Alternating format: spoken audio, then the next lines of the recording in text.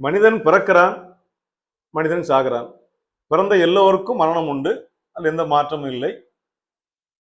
இந்த வாழ்க்கை என்பது என்ன?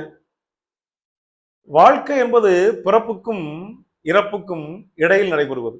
இந்த பிறப்பும் இறப்பும் நம் கையில் இல்லை. எண்ணி பார்த்தால் அது விதி, கையில் ஒப்படைத்து விடுவோம். இறைவன் பொறுப்பில் இருக்கிறது.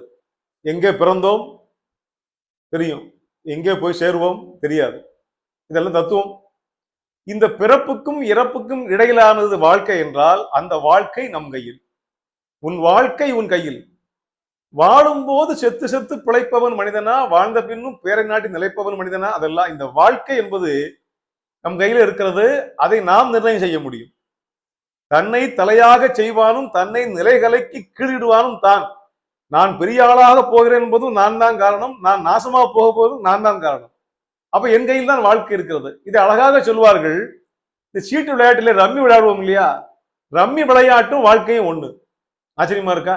ரம்மி விளையாடுற போது சீட்டை கலைத்து ஒன்றொன்றாக போட்டு ஆளுக்கு 13 சீட்டுகள் தான் வரும். ஆளுக்கு 13 சீட்டை எடுத்த உடனே எனக்கு வேற வேற சீட்டா இருக்கும், அவனுக்கு வேற வேற சீட்டா இருக்கும், இவனுக்கு வேற வேற சீட்டா இருக்கும். இந்த 13 சீட்டுகள் நம்ம கிடைத்திருக்கிறது பாத்தீங்களா? இதுதான் பிறப்பு. இது பிறப்பு என்று வைத்துக் கொள்ளுங்கள்.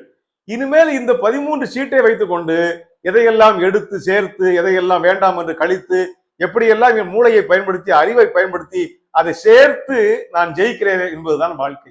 இந்த 13 சீட்டு பிறப்பு என்றால் இந்த 13 சீட்டையும் கையாளக்கூடிய என்னுடைய அறிவு, என்னுடைய திறமை வெற்றியை நோக்கி போகிறது என்றால், அதே போல கடவுள் நம்ம ஏழையாக படைத்திருக்கலாம், ஒன்றுமே இல்லாத ஒரு வீட்டிலே படைத்திருக்கலாம், ஒரு படிப்பு இல்லாத ஒரு வீட்டிலே என்னை படைத்திருக்கலாம், இல்ல பண்பே தெரியாத வீட்டிலே படைத்திருக்கலாம். இங்க எல்லாம் எங்கே பிறந்தோம் என்பது முக்கியம் இல்லை. தாமரை வந்து சாக்கடையில பிறக்கிறது. எங்கே பிறந்தோம் என்பது விதியாக இருக்கலாம். ஆனால் எப்படி வாழ்ந்தோம், எதை சாதித்தோம் என்பதனுடைய வாழ்க்கையாக இருக்கும். முட்டாளாக பிறந்தது விதியாக இருக்கலாம். ஆனால் அறிவை வென்று உலகத்தையே வென்று உலகத்திலே பெயர் எடுப்பது நம்முடைய வாழ்க்கையாக இருக்கலாம். எனவே பிறப்பது விதி என்றால் வாழ்வது நம் கையில், வாழ்க்கை நம் கையில் என்று நாம் நினைப்போம், போராடுவோம், ஜெயிப்போம்.